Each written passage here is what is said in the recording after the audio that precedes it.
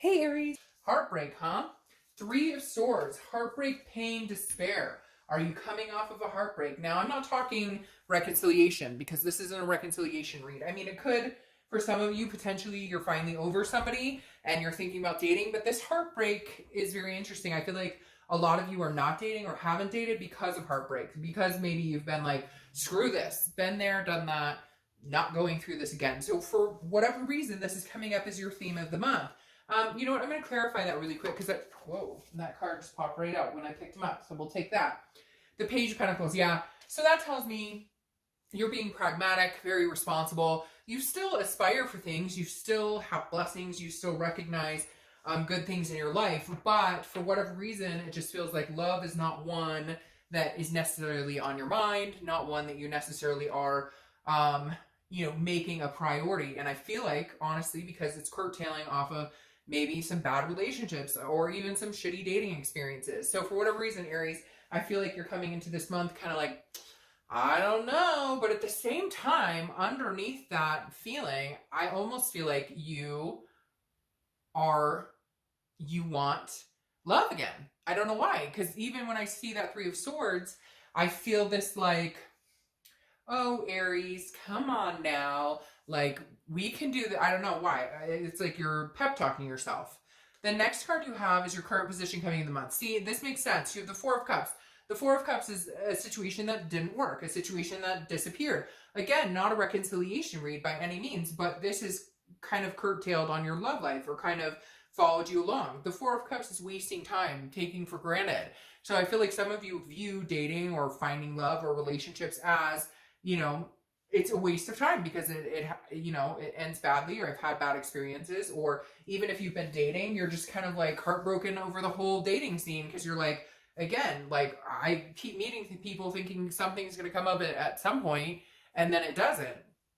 The next card you have is how you're feeling coming into the month. And this is the Ace of Pentacles. You want a new beginning. This is opportunity. This is new beginnings. The Ace of Pentacles is prosperity. It's everything rolled into one for a new beginning. So I feel like you want a new beginning in a few aspects of your life, but mainly some sort of partnership or some sort of communication, because I feel like you've got your ducks in a row in like finances and work, or you're working on it, right? It's like a work in progress. But the Ace of Pentacles is like, okay, now I'm ready for a new opportunity in meeting somebody. But I feel like you don't feel like the opportunities have been there just because of the current position. So you're kind of like, I want them. Where are they? I want them. Where'd they go? All right. The next card you have is your distant past, over the past 5-10 years. Could be throughout childhood. Now you have the Knight of Wands. The Knight of Wands is energetic, daring, somebody who kind of charges forth. And so I feel like you're missing that energy. You're either missing that energy from somebody else towards you, or you're missing feeling that way towards somebody. Like at one point you had that, that inspiration, if you will, so to speak, inside of you, where you were like, oh, I'm going to buy him or her a gift, or I can't wait to see him or her, or wake up every day going, hell yeah, love, hell yeah. And now you're kind of like, what the fuck happened to that energy? And so I feel like the universe is pulling this card in saying, embrace that, get back into that. Even if you just get up every day and say, yeah, I'm alive, I woke up alive, that's a blessing. Like whatever it is for you, I feel like you just kind of need to, you need a jolt, so to speak. Like you need to kind of jolt awake or something. Know that there is opportunity, there is connections to be made. But for whatever reason, it just has been kind of lull. But I feel like it's been lull because you just kind of have been like, I don't really care. The next card you have is your immediate past, or the past 2 weeks, past month or so. You have the Page of Swords. The Page of Swords is somebody who's seeking or looking for the truth or learning about people or learning about things. So I feel like maybe you've, dibble-dabbled with looking at online, or thinking about finding a meetup group, or kind of figuring out like how to get started, or how do I want to go forth. If you are dating, maybe you're figuring out a different avenue, or maybe you're just genuinely trying to figure out people. Like I feel like some of you are like, well, I don't get it nowadays. Like, I don't get it. Like this man or woman says, oh yeah, I'd love to, let's go on a date. And then, oh, let's go on a second date, but they're like online all the time on like 3 different websites. And you're kind of like, what's going on? So I feel like you're just kind of feeling everything out. You're just kind of trying to get a balance. With this Page of Swords, you're just kind of like, you know, what's the best way to go about this to where I won't get hurt? I won't feel like, you know, I'm wasting my time or being taken for granted. But at the same time, you know, I'm ready to seek somebody out. I'm ready to have somebody find me or me them. So I feel like you're a little conflicted, Aries.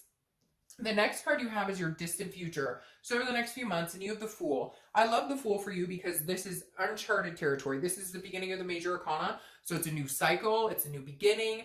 The Fool is about, you know, taking that leap of faith and kind of like full of folly, footloose, fancy free, ready to go. So I think, Aries, you're kind of coming out of like a sludge. I don't know why, but I just picture this like molasses. Like you're just kind of trying to walk through molasses and you're just not like, it's not getting you anywhere. You're not moving anywhere. It's like, but I feel like that's going to speed up. And for some reason, I feel like it's going to speed up quick. Like you're going to have this jolt. I was talking about it, this rush of energy where you're like, screw this. I want to meet somebody. Hey, you know, I want some, like, I wouldn't mind having some nookie, you know? All right. The next card you have is your immediate future. So over the next few weeks, and you have Temperance. So that is Sagittarius' card. You could be dealing with a Sag, or you could have Sag placements in your chart. Temperance is patience, balance, moderation. So I feel like, Aries, before you were overly patient because you were like, I don't really care to meet anybody.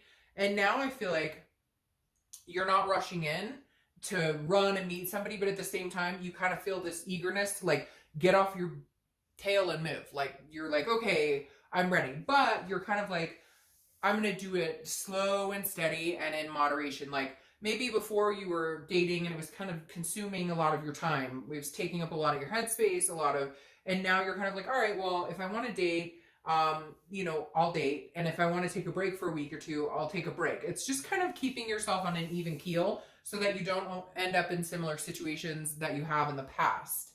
The next card you have is anything tangible that's going to happen throughout the month. Could be the beginning, middle, end. Could last for a day, an hour. You've got the King of Cups. The King of Cups is somebody who's very calm, very cool, that cool as a cucumber, a good listener.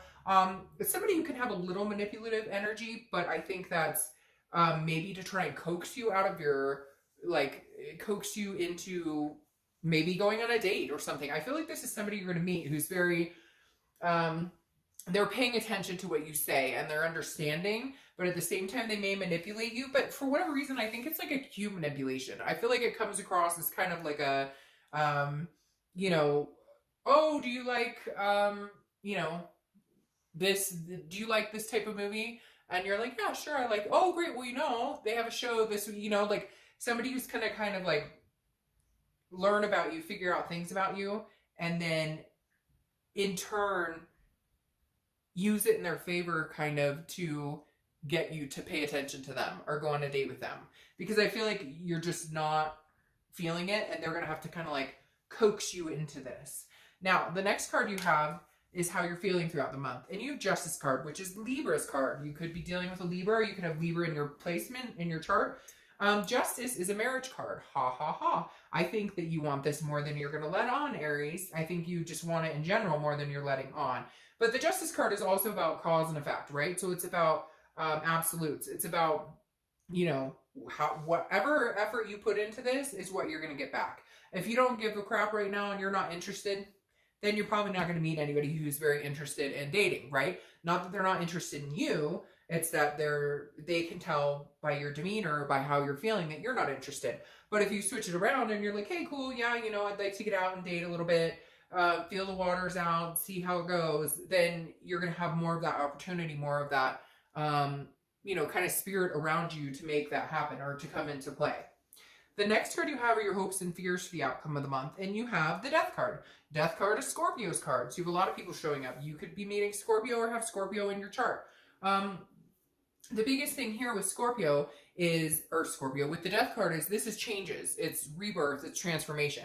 So I feel like your hope here is that your whole love life will transform. Like honestly, point blank, I feel like you're kind of like, you know, it'd be really freaking nice to meet somebody decent. It would be really nice to meet somebody organic. And it would be really nice not to feel like I have to work so hard to find it. Like, hey, universe, could you drop it in my lap possibly if that's something, you know, could we have a stork bring it to me? What can we do to progress this on? Because I feel like you're having a hard time finding the energy to put into it and the enthusiasm to put into it. And yet it's something I really truly think, Aries, you really want, even though you're going to be like dark. Some of you are going to be like, oh, because I just get this like moaning in my head. But I feel like you're not necessarily being true to yourself. And I'm not trying to be bitchy in saying that. It's just like, I think it's more you're letting certain situations affect you, and understandably so. Like, that's reasonable. But at the same time, if you're wanting that personal connection again, then get it. The next card you have is your outcome. Yeah, okay. See, no, I don't buy it. Because the Two of Cups, twin flame card, karmic connection card, soulmate card. You don't have to correct me in the comments. I promise you can call it whatever you want. I try and cover all of them, but people always tell me what it is. And to me, it embodies all of it. The Two of Cups is the twin flame card. It is, an amazing card. It is an attraction on a whole different level, a connection on a whole different level. And that's your outcome. I think if you just let up a little bit, Aries, and you just kind of do the fool, right?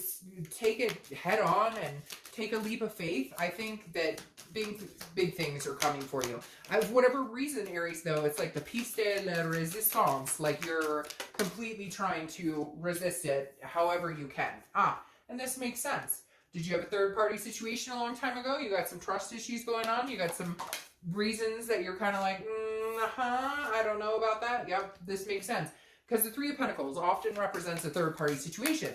But I think that if you can feel secure with this person, I think it's going to be this person who comes in.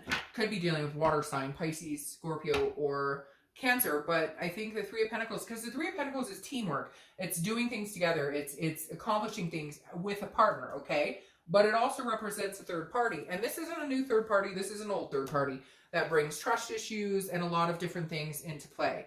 So Aries, if you can get past that, I think you'll be very successful this month and the next month or so, and coming out of it. Because here you have the Five of Swords that's clarifying your Fool card. The Five of Swords is what's keeping you from completely taking a leap of faith, completely believing in people, or completely wanting to give the benefit of the doubt. The Five of Swords is a fear of victory. This is a dishonor. This is a defeat. This is how you feel, or some of you feel, because of past circumstances, and it's hard to get past those. You don't want this person back, and it may be a couple of different situations that had different outcomes, but it's more about, can I muster up the strength to go through this, knowing that that could be a possible outcome again? Because let's face it, sometimes love is hard and can be shitty.